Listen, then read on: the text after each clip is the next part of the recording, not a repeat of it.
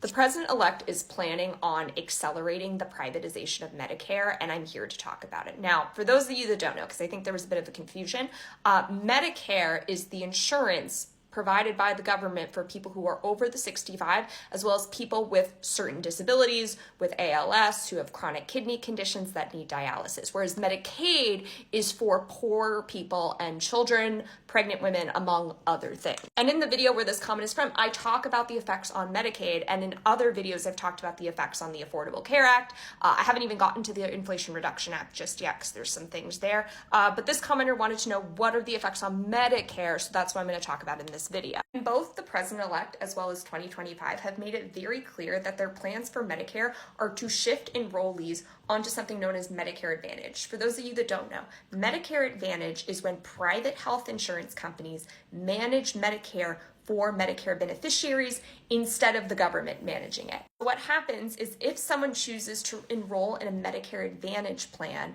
that private insurance company talks to the Centers for Medicare and Medicaid, which is the government agency that manages Medicare, and they get money from CMS in order to manage that beneficiary's health care. And so essentially what this means is that if you are shifting all of these beneficiaries from Medicare to Medicare Advantage, you are essentially privatizing the entire system of Medicare. Now, to give you some background, there are around 66 million people currently on Medicare, and about half of them are enrolled in these Medicare Advantage plans.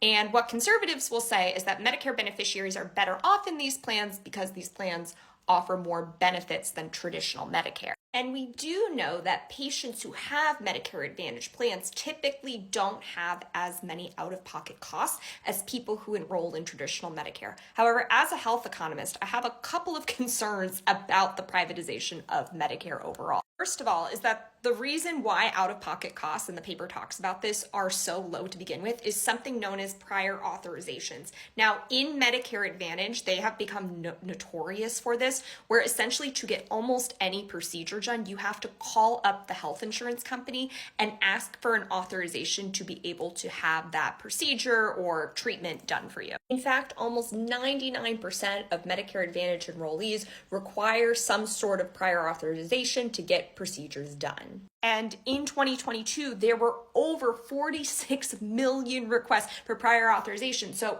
every single time you want a procedure done, you have to call up the insurance company and ask them if they can have it done. And look, 7.4% of prior authorizations are ultimately denied. However, it's the process of having to go through all of this bureaucracy to get healthcare that's very frustrating.